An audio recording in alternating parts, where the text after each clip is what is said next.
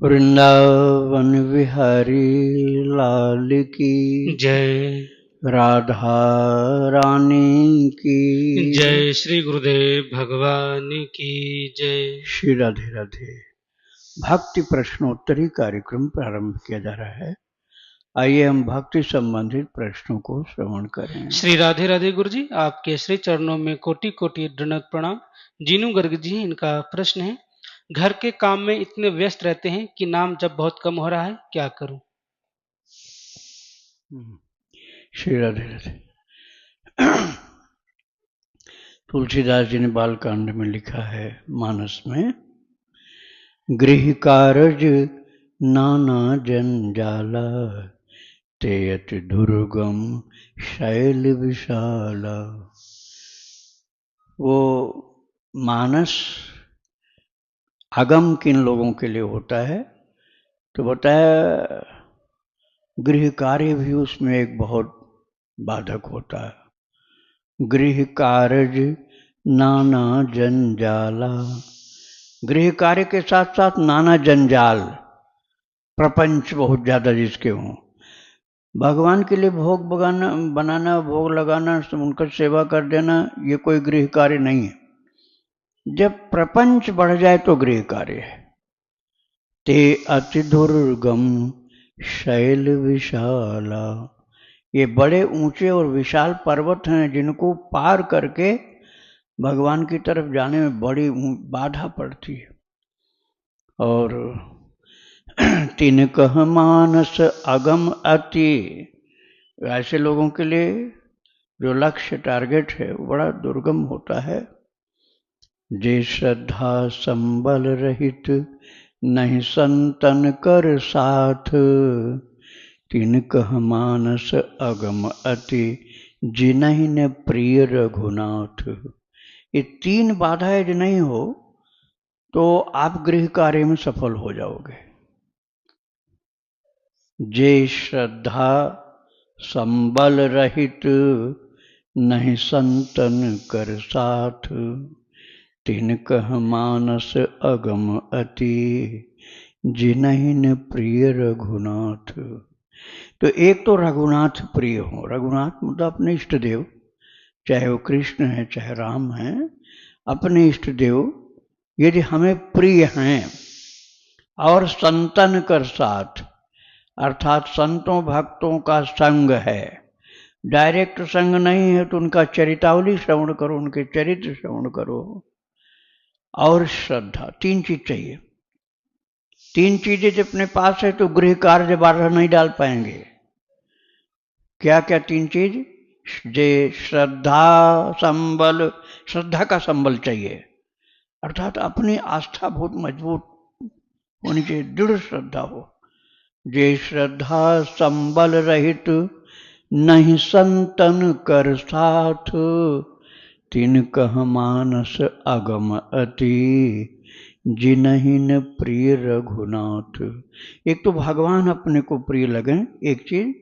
दूसरी चीज हमारी श्रद्धा बड़ी साफ सुथरी होनी चाहिए। तीसरी बात, संतों भक्तों को हम मन से आदर दें, उनकी बात माने, उनका संग मिले, उनका चरित्र सुनने पढ़ने को मिले, तो फिर घर के जो कार्य हैं वो आपको रोक नहीं पाएंगे। आप ठाकुर जी में निश्चित जुड़े रहोगे। और यदि आपकी श्रद्धा कमजोर है, संतों से आप दूर रहना चाहते हो, भगवान से कोई प्रेम नहीं करना चाहते हो, तो बाधा ही बाधा है। तो आपको गृह कार्य करते हुए भी भगवत प्राप्ति होगी, भगवत भक्ति मिलेगी। पहले तो अपनी श्रद्धा ठीक करो, दूसरी बात संतों का आश्रय ग्रहण करो, और तीसरी बात अपने प्रभु को लक्ष्य बनाओ, उनसे प्रेम करो, तो आपको गृह कार्य बाधा नहीं डाल पाएगा। राधे राधे। राखी जी हैं दिल्ली से, इनका प्रश्न है, गुरुदेव, दिवाली पर जो काजल बनाते हैं तो उसका क्या महत्व है? उस काजल में जो आकृति बनती है, क्या उसका भी कुछ अलग महत्व है या कोई इंडिकेशन होता है? वो भगवान के सम्मुख एक दीपक जलाया गया है, तो ठाकुर जी को उजाला दे रहा है ना, इसलिए उसका महत्व है।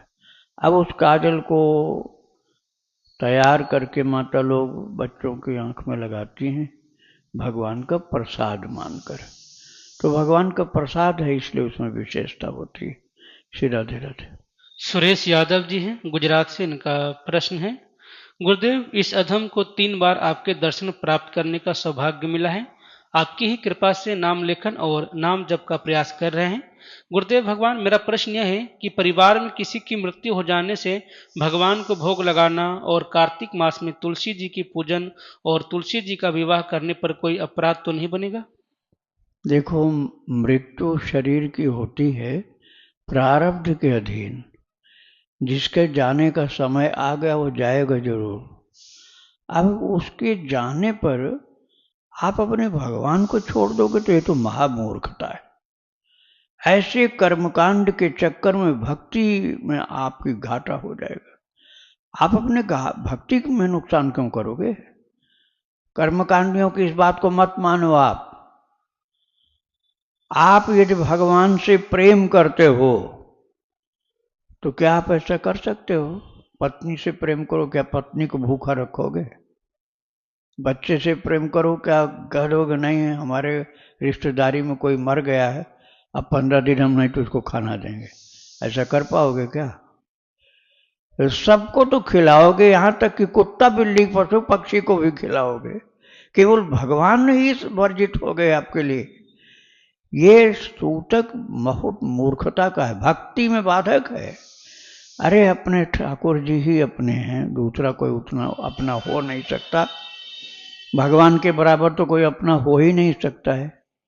तो हम उन्हीं का स्वागत, सेवा, सत्कार, स्नान, श्रृंगार, भोग, आरती, पूजा ये सब बंद कर देंगे तो हमने तो उस मरे वाले को ज्यादा महत्व दे दिया, भगवान को महत्व नहीं दिया। अब मरा हुआ तो चला गया, अपने को भी एक दिन जाना है। वो गया तो गया। अब वो ये अज्ञान और पाल लिए कि भक्ति छोड़ दो, और मान लो 10-20 दिन बाद फिर कोई दूसरा रिश्तेदारी में खत्म हो गया तो फिर गए महीना भर के लिए, और कहीं कैसा हो गया तो नास्तिक होके बैठ जाओगे अब। इसलिए भक्ति मत छोड़ो, जप बढ़ाओ। मान लो 100 माला जप कर रहे थे तो कोई एक मर गया तो याद करो कि अपना भी नंबर आ रहा है। अब अपना भी मतलब हमारा अपने लिए सोचो, जैसे वो गया ऐसे हम भी जाएंगे। तो दिन रह गए कम और टारगेट हमारा अभी दूर, लक्ष्य दूर है। तो हमको अधिक से अधिक भजन बढ़ा देना।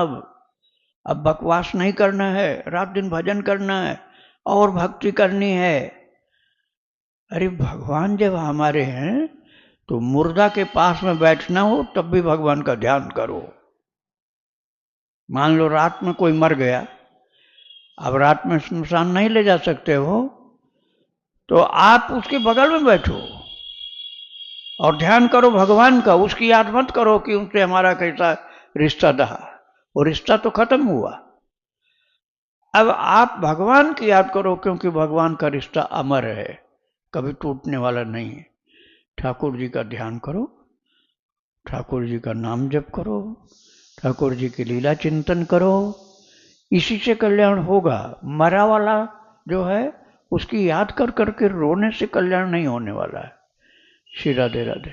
पुष्पा जी हैं अहमदाबाद से, इनका प्रश्न है, गुरुदेव आज के प्रश्नोत्तरी में हमने सुना कि उसमें एक बहन जी आपसे प्रत्यक्ष रूप से वृंदावन आई थी और ऐसा बोल रही थी कि मेरी गायत्री, मेरी दीक्षा हो चुकी है और मेरे गुरु जी मेरा मार्गदर्शन करते हैं। गुरु जी मेरा भी मन भर आया, क्योंकि गुरुदेव यह सत्य है कि गायत्री मंत्र किसी ने भी दिया हो, लेकिन गायत्री परिवार के एक मात्र गुरु परम पूज्य श्री आचार्य श्री राम शर्मा जी ही हैं। गुरुदेव मैं भी गायत्री मंत्र जपती हूँ और अब आपके आदेशानुसार खाली अपने गुरु का सम्मान करने के लिए ही एक माला करती हूँ, पहले ज़्यादा करती थी गुरुदेव। पर वह सूक्ष्म शरीर में रहते हुए भी गुरुदेव हमेशा मार्गदर्शन करते रहते हैं, और जब कोई कथावाचक या कोई भी बोलता है कि गायत्री मंत्र नहीं करना चाहिए और तुमको ऐसा होता है तो तुम कहते हो कागज की लेखी, हम कहते हैं आंखों की देखी, क्योंकि गुरुदेव का प्रेम और उनका मार्गदर्शन अनुभव किया है मैंने। गुरुदेव कोई गलती हो तो क्षमा करें। जपना चाहिए गायत्री मंत्र या नहीं? गुरुदेव, ऐसा दिल में आता है कि तुम कहते हो आखन की देखी, मैं कहता कागज की लेखी। गुरुदेव, हमने आचार्य शर्मा जी का मार्गदर्शन और प्रेम दोनों पाया है। परम पूज्य गुरुदेव, कोई गलती हो क्षमा करें, मार्गदर्शन करें। नहीं, गलती कुछ नहीं है। कल की ही बात है, शायद कल की बात। तो मैंने बताया था कि श्री मदन मोहन मालवीय, पंडित मदन मोहन मालवीय जी के शिष्य थे श्री राम शर्मा जी। और मदन मोहन मालवीय इतने महान पुरुष थे कि महात्मा गांधी उनको अपना बड़ा भाई कहते थे। श्री हनुमान प्रसाद पोद्दार जी उनका दर्शन करने जाते थे। मदन मोहन मालवीय बहुत उच्च कोटि के महापुरुष थे। खाकी बाबा ने उनके विश्वविद्यालय की नींव डाली थी, जिनका चरित्र 30 भाग में मैंने सुनाया। उन्हीं के चरणाश्रित श्री राम शर्मा जी थे। तो श्री राम शर्मा जी एक अच्छे महापुरुष थे। आपने उनको गुरु माना है तो कोई गलत नहीं है। मैं कहता हूँ यदि आप गुरुदेव उनको मानते हो तो उनके दिए मंत्र को आप एक माला जप करके उनका आदर करो। उसके बाद भगवान नाम चालू कर दो। उसके बाद ठाकुर जी का नाम, सीताराम राधे श्याम राम राम श्री राम जय जय राम, जो आपको प्रिय। भगवान के चरित्र सुनो, भगवान के भक्तों का चरित्र सुनो। गुरुदेव तो सदा विराजमान रहते हैं, आप उनकी फोटो भी रख सकते हो, उनका ध्यान भी कर सकते हो। श्री राधे राधे। प्रभाकर मिश्रा जी, प्रभाकर जी मुजफ्फरपुर से, बिहार से, इनका प्रश्न है। एक गृहस्थ व्यक्ति जिसको परिवार चलाने के लिए घर से बाहर जाना पड़ता है, कुसंग करना पड़ता है, तामसिक, राजसिक और व्यक्तियों से मिलना पड़ता है, दूसरे आदमी के हाथ का खाना खाना पड़ता है जिसका संस्कार हमें पता नहीं, होटल में सोना पड़ता है जिसका बेड और बेड शीट अनेकों आदमी उसे यूज किए होते हैं। ऐसे में हम लोग अपने आप को कैसे तमोगुण और रजोगुण वाले व्यक्ति और स्थान से अपने आप को बचाएं, जिससे हम अपने आप को तमोगुण और रजोगुण होने वाले पाप से बच सके। देखो, एक बात तो यह है कि आपको ये पता रहता है कि होटल है, हमको रात बितानी और सुबह भागना है ना। ऐसे घर में सोच लो तो कितना कल्याण हो जाए। घर में भी हमको कितना दिन रहना है, कुछ वर्षों में या कुछ समय के बाद हमको छोड़ना है घर।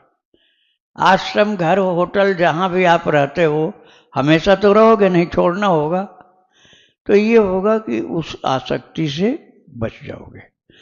दूसरी बात यह है कि यदि आप चाहते हो वास्तव में वहां के दोष से बचना, आप वास्तव में चाहते हो ऐसा, ठीक है, तो फिर आपको ये करना होगा कि किसी के सामने भले आप बेड पर बैठ गए, लेकिन उसके जाते ही दरवाजा बंद करो, जमीन पर बिछाओ आसन। धरती माता सदा पवित्र है, उसके होटल के बेड पर मत सो, होटल के बेड पर मत सो।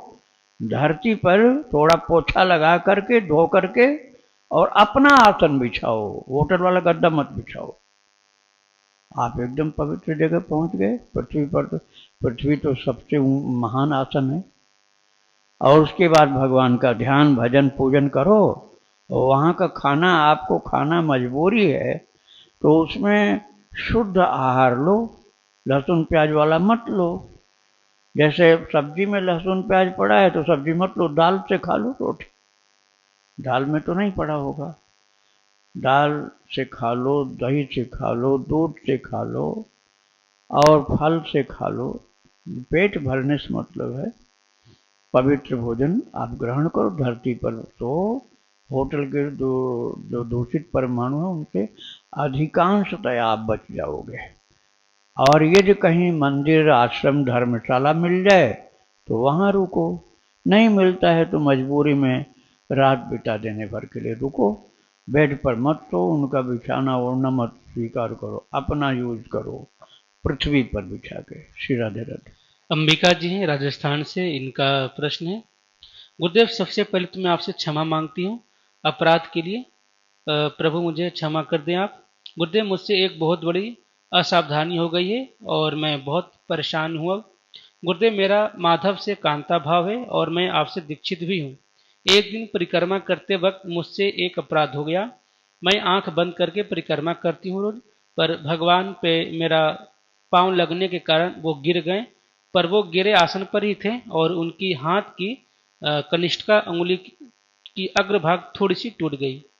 अब मैं क्या करूं? वो उंगली भी अब नहीं मिल रही है मुझे, क्योंकि बहुत छोटी थी और जब ये टूटे तो मैंने उस वक्त ध्यान नहीं दिया और उनको उठा लिया। बाद में रोती रही और इसके बाद 7 दिन तक मासिक धर्म में थी, इसलिए मैं पास भी ना गई उनके।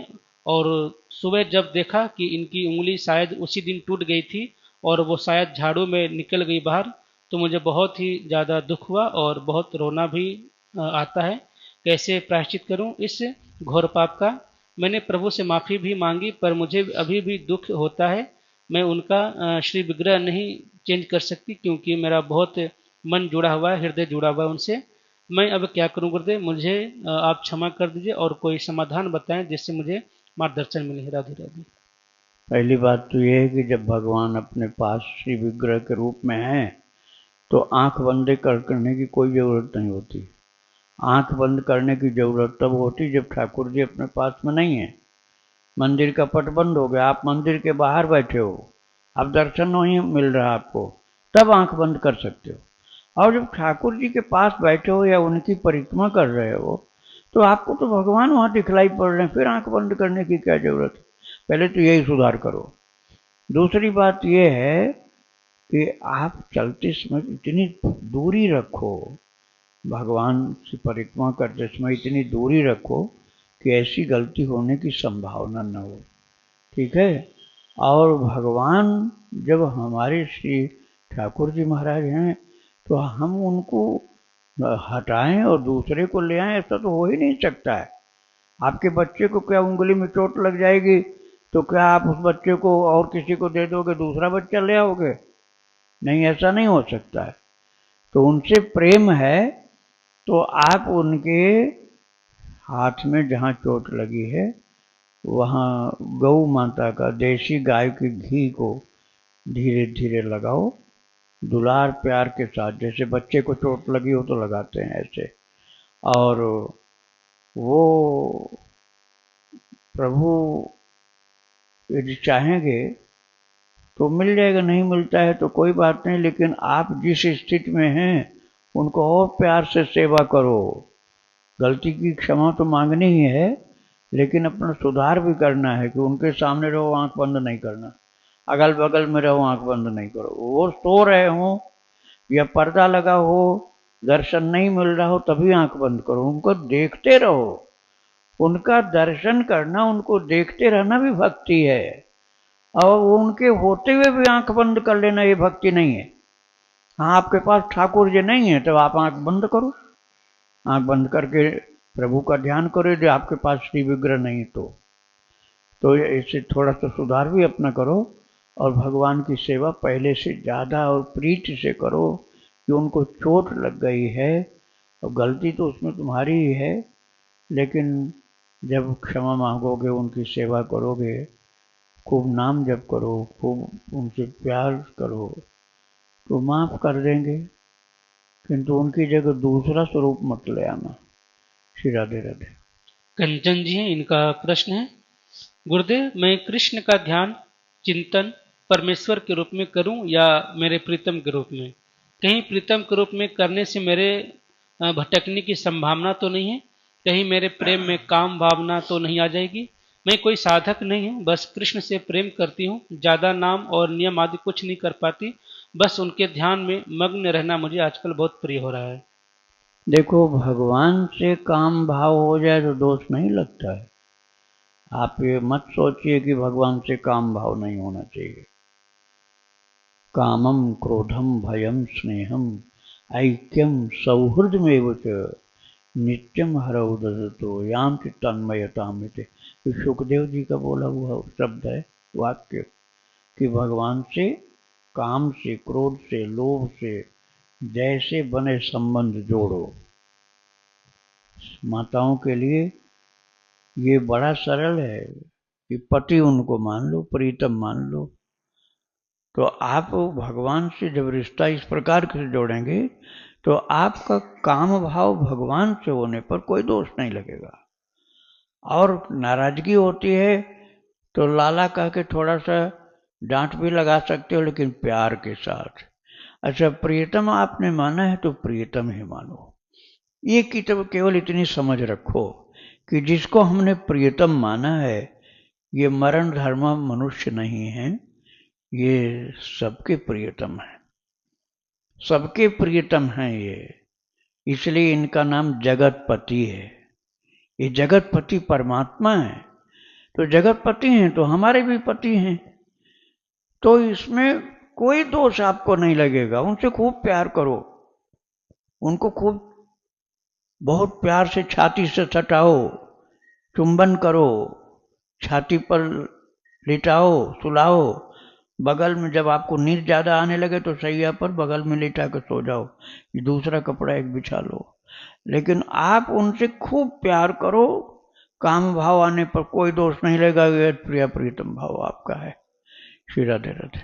दिल्ली से गुरु जी, इनका प्रश्न है, गुरुदेव एक भ्रम की स्थिति है, महाभारत के समय में ठाकुर जी ने पांडवों को ऐसा क्यों कहा था कि इतने नरसंहार हुए हैं, यह पाप ही है, तो अब तुम्हें भगवान शिव से क्षमा याचना करनी होगी।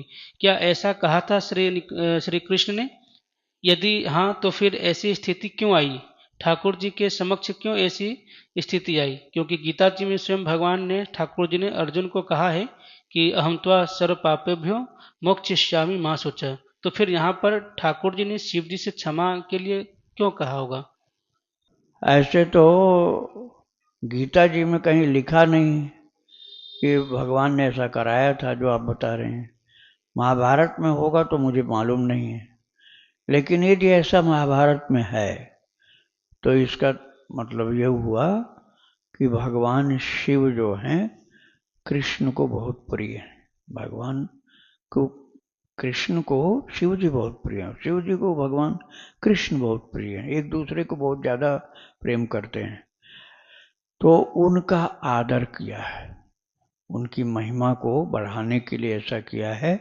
भगवान तो बोल ही चुके हैं, हम तो सर्व पापेभ्यो मोक्षयिष्यामि मा शुचः, लेकिन शिव जी को साथ में लिया है अपने जैसा उनको दिखाने के लिए कि वो हमारे जैसे ही हैं, कोई कम नहीं है, कोई अलग नहीं है, उनकी महिमा को बढ़ाने के लिए ऐसा किया है। श्री राधे राधे।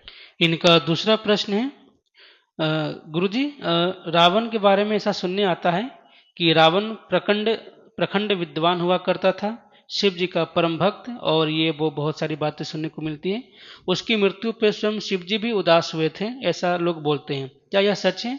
जो ठाकुर जी को दुख दे, इतने पाप करते आया हो, माता सीता को प्रताड़ित करने की चेष्टा रखता हो, वो कैसे एक विद्वान और भक्त हो सकता है भला?